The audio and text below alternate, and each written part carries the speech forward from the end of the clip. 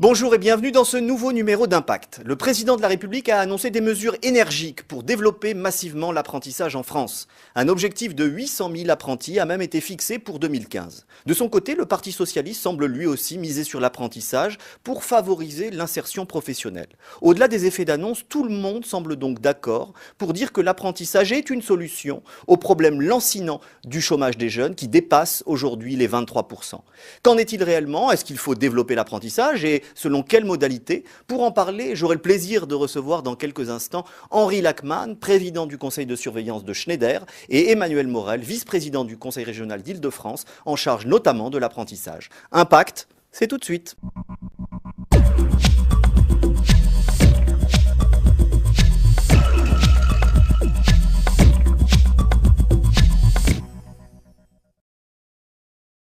Henri Lachmann, bonjour, merci d'avoir accepté notre invitation. Je rappelle que vous êtes président du conseil de surveillance de Schneider Electric. Vous avez dirigé cette entreprise de 1999 à 2005. Vous êtes également vice-président de l'Institut Montaigne. Emmanuel Morel, bonjour. Bonjour. Vous êtes vice-président PS du conseil régional d'Île-de-France et vous êtes en charge de l'emploi, de l'alternance, de l'apprentissage et de la formation professionnelle. Emmanuel Morel, expliquez-nous ce que c'est que l'apprentissage. C'est une formation en alternance. C'est-à-dire que vous êtes à la fois à l'école, mais vous êtes aussi dans l'entreprise. Ça vous prépare à un métier et ça donne lieu, et ça c'est plutôt appréciable, à une rémunération. C'est-à-dire que vous avez chaque mois un peu d'argent. Et vous avez un diplôme à la fin ? Et vous avez un diplôme à la fin. Donc quand on parle d'alternance, on parle de formation en alternance. Ça désigne à la fois l'apprentissage et les contrats de professionnalisation. Exactement. Qui peut recruter des apprentis, messieurs? Toutes les entreprises? Là encore, est-ce qu'il y a des conditions qui sont posées? Est-ce qu'une petite entreprise, est-ce qu'un auto-entrepreneur peut recruter un apprenti? Alors, un auto-entrepreneur, je ne crois pas, mais les petites entreprises ont beaucoup recours à l'apprentissage. C'est que l'apprentissage, ça s'est surtout développé au début dans l'artisanat et dans les TPE et les PME. Les grandes entreprises y ont recours de plus en plus. Et c'est tant mieux, même s'il y a encore beaucoup de progrès à faire, ça c'est sûr. Donc c'est toutes les entreprises qui peuvent avoir recours à ce type de contrat. Parce que c'est un contrat, c'est une formation et c'est aussi un contrat de travail.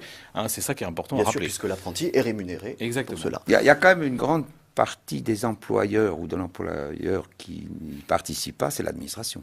La fonction publique. La Les fonction trois publique. fonctions C'est pas publiques, vrai. vous qui êtes au Non, c'est pas vice-président du conseil régional, au conseil régional, est-ce que vous recrutez des Bien apprentis? sûr, il y a des apprentis à la région, il y a des apprentis à la ville de Paris, il y a des apprentis... C'est dans les collectivités. Donc c'est la fonction publique d'État la fonction qui est publique réfractaire. réfractaire, mais je sais pas, moi j'essaye de croire aux annonces gouvernementales, d'après ce que j'ai compris, les employeurs publics vont être mis à contribution dans ce grand chantier de l'apprentissage. Donc en tout cas les collectivités locales, d'ores et déjà, elles ont des apprentis en leur sein, ça c'est Les sûr. collectivités locales et les entreprises publiques. Entreprises ADP, publiques, la évidemment, SNCF. et d'ailleurs certaines sont assez exemplaires de ce point de vue-là. Absolument. Messieurs, 60% des contrats d'apprentissage donnent lieu à un emploi ou débouchent sur un emploi. Ces emplois, cependant, sont-ils pérennes? Autrement dit, ma question est très simple. Est-ce qu'un contrat d'apprentissage a de grandes chances de déboucher sur un CDI? Henri Lachmann. Il est très clair que l'alternance est un véritable passeport à l'emploi. Mais c'est également un passeport à une qualification, à un métier. Et puis quand on a une qualification à un métier, on a quand même plus de chances de trouver un emploi que quand on n'en a pas. Donc je pense que ça donne toutes les chances au gamin ou à la gamine de trouver un emploi, de conserver un emploi, de se développer. Mais on ne peut pas dire que ce soit un contrat éternel. L'automaticité du Non. CDI. Emmanuel Non. Morel, votre point de vue sur la transformation du contrat d'apprentissage en contrat Ce de qu'on type CDI. observe, alors par exemple en Ile-de-France, c'est 70% des apprentis qui, à l'issue de leur formation et de leur diplôme... Île-de-France, c'est pas le conseil régional, hein, c'est la région Île-de-France. La région Île-de-France, bien Donc, sûr. toutes les entreprises C'est confondues et tout c'est secteur quand même 11 millions d'activité. d'habitants, c'est un marché du travail important. 70% d'insertion positive. Donc ça veut dire que ça débouche... Qu'est-ce que ça veut dire 70% d'insertion Ça veut dire que ça positive? débouche sur un métier. Mais quoi. tout type d'emploi. Tout type d'emploi. Nous, on en est à Tout quatre- type de contrat. Nous, on en est à 85%. Tout type de contrat. Nous, Mais- on a 800 apprentis chez Schneider. Schneider. On en garde une dizaine de pourcents, et puis il y en a 85 qui... Là encore, CDI. Je ne sais pas, on ne peut pas suivre ces CDD CD. ou CDI. hein. Non, mais c'est- Ouais, je- il y a un Emploi vrai- pérenne. Vous me faites toujours parler de choses que j'aime pas. Moi, je suis pour la suppression des CDD. Alors, Mais c'est ce à quoi aspire une grande partie des jeunes. mais je qui pense même qu'il faudrait décrochent les un CDI. supprimer. Mais Vous êtes pour le contrat unique. Je suis pour le contrat unique et quelque part, on n'a pas le droit de créer deux catégories de citoyens, les CDI et les autres. Mais reconnaissez que les entreprises ont quand même tendance oui, mais à c'est une réponse les tactique CDD, à une rigidité à structurelle. satiété. Ce qui est très intéressant, c'est que l'apprenti qui a bossé dans une boîte pendant 1 an, pendant 2 ans, naturellement, il s'est familiarisé avec le métier, il a noué des contacts avec les collègues, il s'est plu généralement dans l'entreprise, et assez naturellement, à la fin de son diplôme, l'entreprise, elle fait appel à lui. Elle l'a vu sur le terrain, elle a confiance en lui, et donc ce qui explique que beaucoup d'apprentis, une fois leur formation finie, restent dans l'entreprise dans laquelle ils ont travaillé. Est-ce que c'est pas irénique, ça, tout de même, cette vision-là? Je veux dire, est-ce que vous l'observez sur le terrain? Oui. Est-ce qu'il y a des données, vous l'avez évoqué sur le terrain. Le problème de l'apprentissage, parce qu'un chef d'entreprise, pour le coup, peut avoir intérêt à recourir en permanence à de l'apprentissage. C'est tout bénéfice pour lui. Ne faites pas de procès comme pour les stages. Non, il ne faut pas faire de procès d'intention. Je pense que tout ça, c'est une mauvaise réponse à la rigidité et à l'archaïsme du dialogue social. Mais en ce qui concerne l'apprentissage dans les grandes entreprises, très clairement, on en garde 10 à 15% Donc maximum. pour vous, ça fonctionne. Et pourquoi on emporte 10 à 15% et qu'on en a 85% qu'on ne garde pas, ou pourquoi on en prend 100? C'est parce que les grandes entreprises ont 3 caractéristiques par rapport aux PME. Elles ont une capacité d'attraction des jeunes, elles ont une capacité de formation, et ils ont une capacité d'accompagnement des jeunes vers un emploi.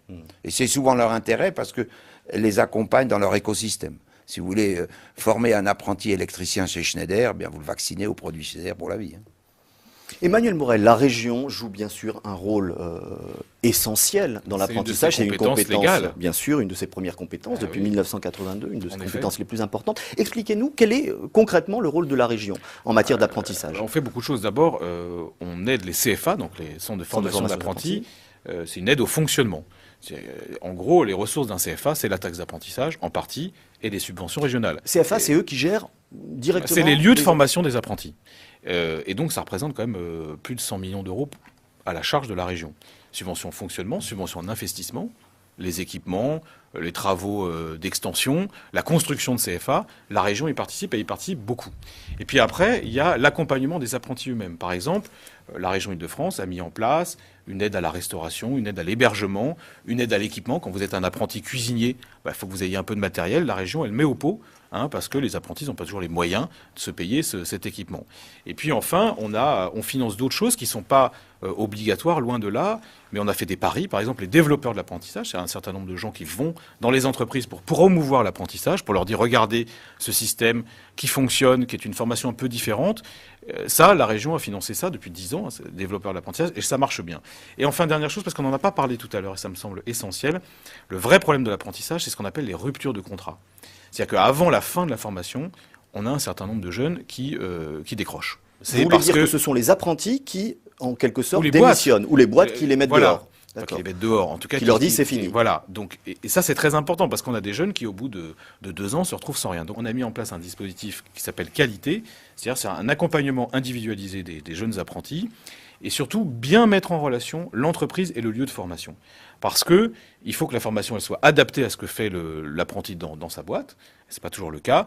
Et puis, il faut que le maître d'apprentissage qui est en entreprise et le formateur se parlent. Et avec ce dispositif qualité, donc c'est plusieurs millions d'euros, mais ça a permis de réduire de moitié le taux de rupture de contrat. Donc, vous voyez, la région, au-delà de ses compétences légales, c'est-à-dire contribuer au financement de l'apprentissage, elle met en place une politique de sécurité. Exactement. Une sécurisation des apprentis. Et de ce point de vue-là, les résultats sont plutôt à la hauteur. Sur ces décrocheurs, enfin sur ceux d'abord, qui d'autant que je sache, quittent le dispositif en cours de route. Le décrochage, c'est les 3 premiers mois, surtout. C'est beaucoup au début. Pour quelle raison d'ailleurs? C'est des erreurs d'aiguillage. C'est-à-dire que les jeunes ont choisi un mauvais métier ou l'entreprise n'a pas choisi le bon jeune. Donc c'est, comme on dirait dans votre métier, une erreur de casting. Non, ça peut être aussi un problème, mais c'est trop loin, il y a un problème de transport. Alors, la deuxième chose que je voulais dire, c'est que la vie de l'apprenti n'est pas évidente, vous comprenez. L'apprenti travaille plus qu'un élève classique et il a 3 lieux de vie et de travail. Il a son lieu de vie, il a son CFA ou son école, et il a son entreprise. Messieurs, est-ce qu'il y a des données qui permettent de faire un bilan aujourd'hui de l'apprentissage au niveau de la région ou sur le plan national? Un bilan en termes de secteur d'activité notamment. Où vont les apprentis? On a une mauvaise image et une mauvaise idée d'apprentissage. L'apprentissage, c'est col blanc, col bleu. C'est pas uniquement des métiers manuels. Et quand le secrétaire d'État parle de l'intelligence de la main, je trouve que c'est totalement déplacé, parce que l'apprentissage, c'est une formation à une qualification à un métier. Donc c'est col blanc, col bleu, garçon-fille, et quelque part, c'est un mode de formation, c'est pas un mode de formation manuel. Donc tout secteur Voilà. d'activité, Et deuxièmement, hommes-femmes, moi, ce qui tout niveau m'intéresse... de formation. Absolument. Tout niveau de formation, et c'est un vrai ascenseur. C'est seulement plus un escalier qu'un ascenseur. Emmanuel Morel, vous êtes d'accord avec cette Alors, je suis vision d'accord de en l'apprentissage? partie. Je suis d'accord en partie. C'est-à-dire l'intelligence de la main, en effet, c'est erroné. Parce que vous pouvez être ingénieur par apprentissage, du marketing, artiste dans le cirque, spectacle vivant, le cinéma, tout ça. Ce sont des secteurs ouverts à l'apprentissage. Oui, bien sûr. Donc c'est pas seulement les travaux. On a en tête CFA cuisine, enfin l'apprenti l'artisanat, cuisinier, absolument. ou l'apprenti traiteur, charcutier ou fleuriste. C'est pas que ça. Loin de là. Il y a 800 métiers qui aujourd'hui peuvent donner lieu à de l'apprentissage. C'est énorme. Donc vous voyez bien, c'est très divers. Mais est-ce qu'on a tout de même des statistiques, des données? Bien sûr, mais je voulais justement y revenir là-dessus. Sur hommes-femmes, il y a quand même beaucoup plus d'apprentis hommes que de femmes, c'est le premier problème. Deuxième chose, plus importante encore... C'est lié aux conditions pénibles? Non. Aux conditions pénibles, c'est la multiplication des lieux de travail? Non, c'est un type de formation. C'est la mentalité française. En Allemagne, il y a plus de filles que de garçons. Voilà. D'accord. Et je finis juste sur un point qui me paraît important. L'apprentissage, c'est finalement aujourd'hui une formation d'excellence. Et ce qu'on remarque quand même, c'est que la diversité de la société et de la jeunesse française n'est pas représentée, y compris dans l'apprentissage. Et ça, c'est un vrai souci. Ce que je veux dire par là, pour être très clair, c'est que les jeunes issus des quartiers populaires, comme on dit pudiquement, dans l'apprentissage, il y en a beaucoup moins. Voilà. Et ça doit nous interroger quand même sur la démocratisation de l'apprentissage. Pourquoi, selon vous? Parce qu'il y a on un leur certain explique nombre mal, ils y sont pas incités. Il y a un problème d'orientation. il y a un problème d'information, il y a un problème d'orientation. Donc là, on est dans le secteur éducation nationale. C'est un contrat de travail, donc il y a aussi un peu un problème du côté des employeurs. Je crois qu'il faut quand même dire les choses. Je suis d'accord. Faut dire les choses. Et donc il y a une révolution intellectuelle à faire, une révolution culturelle, je dirais, pour promouvoir l'apprentissage, mais aussi pour ouvrir l'apprentissage à des jeunes qui jusqu'à maintenant, par exemple, arrivent en mission locale et sont pas orientés sur l'apprentissage alors qu'ils devraient l'être. Henri Lachmann? Moi, je suis tout à fait d'accord. Et moi, on peut partir aussi de l'autre bout. On peut partir de l'autre bout des 150 000 gosses qui sortent tous les ans du système éducatif sans qualification ni diplôme. Sans aucun diplôme. Et c'est ceux dont on doit s'occuper en priorité. On doit s'occuper en priorité parce qu'on n'a pas le droit de les déporter et de les laisser sur le bord de la route. Et c'est eux qui constituent les bataillons de chômage. Mais est-ce que l'apprentissage pour ces 150 000 jeunes déscolarisés chaque année, tout de même considérable, peut être une voie de salut, en tout cas peut-être pas pour tous, peut-être pas pour tous, mais c'est très clairement, c'est plutôt une voie de qualification, une voie de formation à un métier. Et un pays comme la France, qui ne peut bâtir sa compétitivité que sur la qualification, les compétences, les savoir-faire et les savoir-être des collaborateurs, ne va plus être compétitive parce qu'elle sort tous les ans du système éducatif 150 000 gosses, donc 20% d'une classe d'âge. Et ce que vous nous dites, c'est que l'apprentissage n'est pas suffisamment centré sur ces 150 000 jeunes. Absolument. Parlons un instant du financement de l'apprentissage. C'est un sujet complexe. Je voudrais juste avoir votre sentiment sur un point qui a donné lieu à beaucoup de polémiques. Sujet de l'apprentissage est financé de 3 manières. Il y a 2 contributions supplémentaires, une et la taxe d'apprentissage. Arrêtons-nous un instant sur la taxe d'apprentissage. Il était question de supprimer la taxe d'apprentissage. Est-ce que vous êtes favorable à cette réforme et expliquez-nous pourquoi, Emmanuel Morel? Moi, je ne pense pas qu'il faille supprimer la taxe d'apprentissage. Par contre, il faut supprimer le caractère profondément inégalitaire de la répartition de la taxe. Aujourd'hui, la moitié de la taxe d'apprentissage ne va pas à l'apprentissage. Elle est détournée. C'est quand même un problème considérable. Qu'est-ce que vous voulez dire par là, Henri? Elle est détournée de qui? Au profit de qui ou de quoi? Au profit de formation ou d'administration pour qui c'est pas fait, si vous voulez, c'est un vrai détournement. Concrètement, ça veut dire quoi? Vous savez vous êtes un peu jeune, mais il y a 40 ans, on a inventé la vignette automobile qui était destinée aux rapatriés d'Algérie ou aux anciens combattants d'Algérie. La vignette continue, il n'y a plus d'anciens combattants d'Algérie. Bon. Donc vous voulez dire que... Moi je dis qu'il y a un vrai détournement de la moitié... Les revenus de la taxe d'apprentissage ne servent pas à financer l'apprentissage. Absolument, la moitié à peu près, je suis d'accord avec M. Mourad. C'est la moitié. C'est les universités, c'est les grandes écoles, c'est les OPCA, c'est tout ce qu'on... Faut être juste. C'est les labos. Faut être juste. Il y a aussi une partie de la taxe d'apprentissage qui finance par exemple les lycées professionnels. Donc ça, c'est quelque chose qui peut être compréhensible. En revanche, là, M. Lachmann a complètement raison, il y a par exemple des grandes écoles qui bénéficient de montants substantiels de taxes, alors même qu'elles n'ont pas du tout recours à l'apprentissage. Il n'y a pas de diplôme. Alors voilà, bon ça, là, ça pose quand même un C'est une problème question de fond. béotien par rapport à ce que vous venez de dire, mais une grande école, mais évidemment ne citons pas de nom, mais une grande école de commerce par exemple, peut percevoir combien, c'est quoi le montant, un exemple de citer un montant, nom, voilà, un chiffre. qu'on ait une Je vais vous idée citer un nom, un des chiffre. volumes financiers. HEC touche environ 8 millions de taxes d'apprentissage. Votre par an. ancienne école, Exactement. et qui ne met pas en œuvre l'apprentissage. En tout cas, ils n'utilisent pas les 8 millions à faire de l'apprentissage. 8 millions d'euros chaque année pour l'apprentissage. Donc ils sont effectivement détournés pour le coup, qui Une servent grande à autre partie est chose. détournée. Mais il n'y a pas de mécanisme de prévention, d'alerte, C'est le hors-quota, ça. hein. de C'est leur sanctions. quota. C'est le hors-quota. Bah, non, mais justement, si aujourd'hui on doit avoir une réflexion législative sur l'apprentissage, il faut C'est qu'on sur mette, cette affaire de faut qu'on détournement. mette la question du financement au cœur de la problématique. Et aujourd'hui, ça n'est pas fait. Ça n'est pas fait pourquoi? Parce qu'il y a un certain nombre d'institutions qui en bénéficient et qui n'ont absolument pas intérêt à ce que ça change. Donc ça fait partie, à mon avis, quel que soit le gouvernement en 2012, et j'espère qu'il sera de gauche, ça fait partie quand même des chantiers à mettre en œuvre rapidement. Parce que, en effet, on dit, je crois que la taxe d'apprentissage de mémoire, c'est 2 milliards d'euros cette année. Près de la moitié ne va pas directement aux formations d'apprentissage. Donc C'est quand à même ce regrettable stade, à pas un de moment où tout le monde sanctions, dit on pas faut de- promouvoir ce mode de formation. Le vrai débat, c'est Surtout, moi, l'utilisation, moi, la moi qui suis vérification de assez l'utilisation. libéral, je suis des assez financements. favorable au quota. hein. Alors, extraordinaire transition vers la suis question que je plutôt souhaitais vous favorable au poser. quota parce que je pense qu'il faut. Monsieur Lachman, un instant, augmentation. Donc il y a un quota de 3% d'apprentis obligatoires pour les entreprises de plus de 250 salariés. Oui. Le président de la République a annoncé qu'il fallait augmenter ce quota et le faire passer à 4%. Votre sentiment vous laisse poursuivre sur ce Mon quota. sentiment, c'est clair. Je vous disais que les grandes entreprises, donc au-dessus de 250 si vous voulez, ont cette capacité d'attraction, de formation et d'accompagnement. Donc je trouve qu'elles ont une obligation d'être responsables et solidaires dans la formation des jeunes, dont elles auront besoin parce que notre compétitivité sera bâtie là-dessus. À partir du moment où la mentalité française fait que insuffisamment de gosses vont en apprentissage et qu'il y a ces 150 000 qui sortent sans qualification ni diplôme, forcer un peu le destin, faire prendre la mayonnaise, me paraît une très bonne Donc chose. vous êtes favorable Et moi, au- j'avais d'ailleurs personnellement proposé, et il l'a fait, à Jean-Louis Borloo et à Gérard Larcher quand ils étaient ministres, d'instaurer ce quota de 3. Bon, tant il passe à 4, ça me choque Alors, pas. il y a le quota, d'une part, mais d'autre part, le bonus-malus. Et C'est un cette mécanisme que je connais pas. incitation, ou en tout cas la modulation de l'incitation financière, pour le coup. Emmanuel Morel, est-ce que vous êtes favorable au Parti Socialiste, au Conseil Régional d'Île-de-France, à ce système de bonus-malus, c'est-à-dire d'incitation, en réalité, à respecter le quota de 3 ou de 4%? Je m'excuse, mais à partir du moment où c'est la loi qui fixe un quota, il faut que les entreprises elles respectent Donc la pas loi. besoin de bonus-malus. Non, mais je veux dire, commençons par des choses basiques. Que tout le monde respecte la loi. Et donc après, si sanction il doit y avoir, ça peut passer par un système de bonus-malus. Mais le problème, c'est pas tellement ça. Ce qui se passe aujourd'hui, c'est que tout le monde découvre ou fait mine de découvrir les vertus de l'apprentissage. Très bien. Et tout le monde s'en réjouit. En tout cas, ceux qui, comme M. Lachman, sont des anciens promoteurs de l'apprentissage. Maintenant, en même temps, on ne peut pas décréter comme ça que du jour au lendemain, on va avoir 800 000 ou 1 million apprentis de plus. Président de la Parce qu'on République a a l'impression annoncé qu'on 800 000, effectivement. on veut faire pousser de l'herbe en tirant Il y en a dessus. Vous voyez, 550 000 à c'est ce quand même- stade en France. Combien il y en a 550 000. C'est ça, c'est à peu près ça. En Ile-de-France, vous Avec voyez, on est autour de 100 000. Et sur le SIAC, c'est 4 fois moins qu'en Allemagne. C'est pas tout à fait dans la proportion des Deux populations. étudiants sur trois Alors en bon, Allemagne, on y le reviendra. système dans allemand un est quand même instant. un petit On peu y reviendra, différent, mais je crois qu'avant de décréter ou de fixer des proclamer objectifs. des objectifs quantitatifs. Ça vous paraît irréaliste cet objectif de 800 000 Mais je voire 1 pense, million, je pense d'ailleurs surtout qu'au lieu de claironner des chiffres, il faut s'intéresser à l'essentiel. C'est d'abord changer le regard sur l'apprentissage. Ce qu'on disait, il y a un problème culturel qu'il faut régler.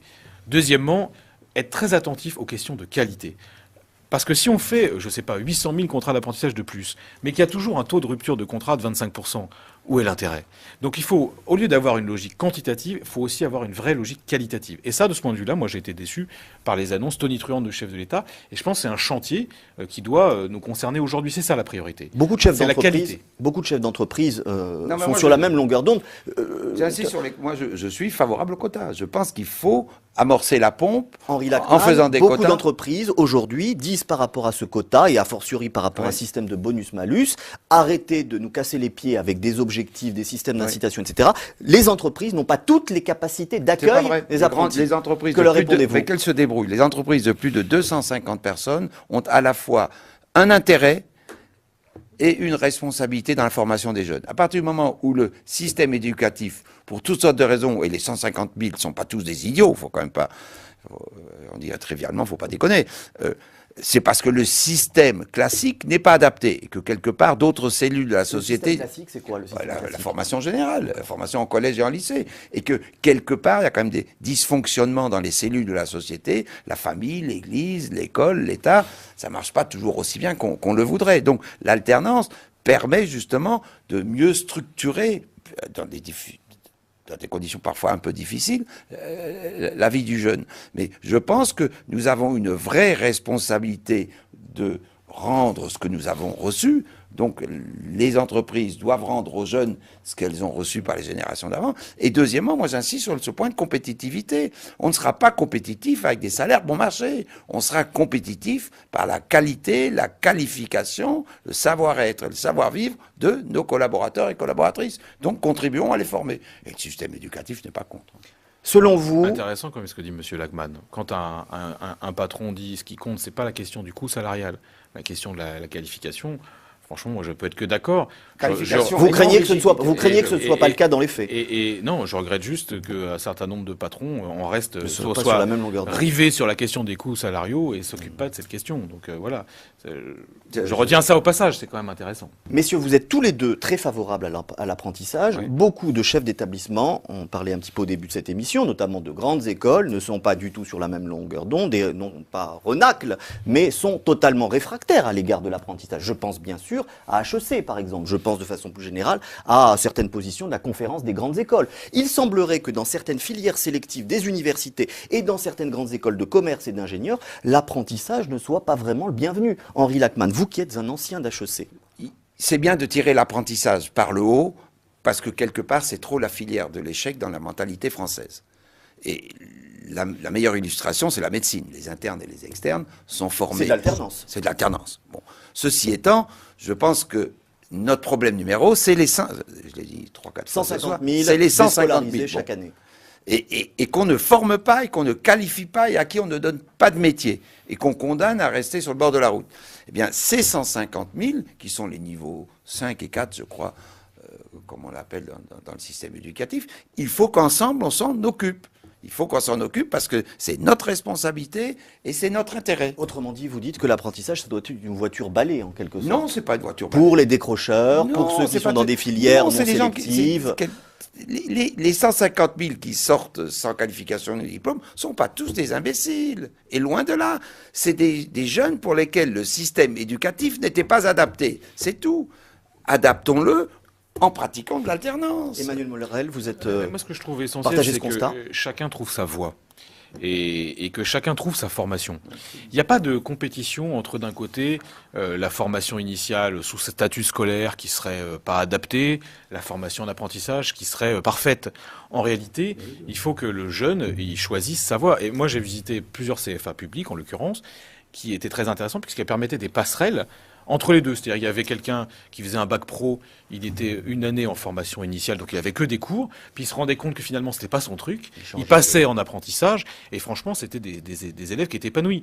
Il y a des élèves pour qui l'apprentissage, ça marche pas. Moi, j'en ai rencontré. Et puis à l'inverse, M. Lachmann l'a dit, il y a des élèves pour qui la formation classique sous statut scolaire, par exemple au lycée professionnel, ça marche pas non plus. Donc pour il faut vous, vraiment se laisser la diversité des choix. mais pour vous, il n'y a aucune raison pour que les écoles de commerce et les écoles d'ingénieurs, a fortiori les plus sélectives, ne mettent pas en œuvre Ça, l'apprentissage. ça, c'est un autre sujet. Moi, je suis plus optimiste dans le sens où je vois, enfin, il suffit de regarder les chiffres. En Ile-de-France, et en dépit de la crise, l'apprentissage dans le supérieur explose. Explose littéralement. Filières confondues. Évidemment, en sciences humaines ou en lettres, c'est plus difficile de faire de l'apprentissage que... Mais en dans sciences, de- par exemple, en sciences. En sciences, ça dépend quelle Sciences de discipline. l'ingénieur ou... Ingénieur, oui, tout à fait. Sciences Alors, fondamentales. sciences fondamentales, c'est un petit peu différent. Et justement, est-ce que cette priorisation à nouveau politique, même si l'apprentissage est dans le débat public depuis bien des années, vous l'avez rappelé tous les deux, mais en même temps, aujourd'hui, elle est quand même mise au sommet de l'agenda, ne dissimule pas la réalité du vrai problème. C'est celui que vous avez indiqué tous les deux, c'est ces 150 000 jeunes qui Oui, sortent mais le du vrai problème, système il est scolaire, aussi- c'est le délabrement du système Oui. éducatif. Bref, autant C'est d'éléments. beaucoup de délabrement de... Est-ce que c'est pas un pansement sur une jambe de bois, Non, cette c'est beaucoup de priorisation de délabrement l'apprentissage? de certaines Henri cellules Lachmann. de la société française. Mais si vous voulez, c'est beaucoup dans les têtes. C'est dans les têtes des familles, c'est dans les Blocage têtes psychologique ou culturel. culturelles. Des familles, gosses, des acteurs du système éducatif qui considèrent que c'est la filière d'échec, et des entreprises qui considèrent que c'est pas leur responsabilité de former des jeunes. Et c'est une erreur. On a une vraie responsabilité, sinon solidarité, à former les jeunes. Donc, qu'on y contribue. Et c'est pour ça que je suis très favorable au quota, parce que comme le mental ne pousse pas les entreprises à le faire, eh bien, le règlement va le faire. Messieurs, merci beaucoup pour cette conversation. À bientôt dans Impact pour un nouvel échange.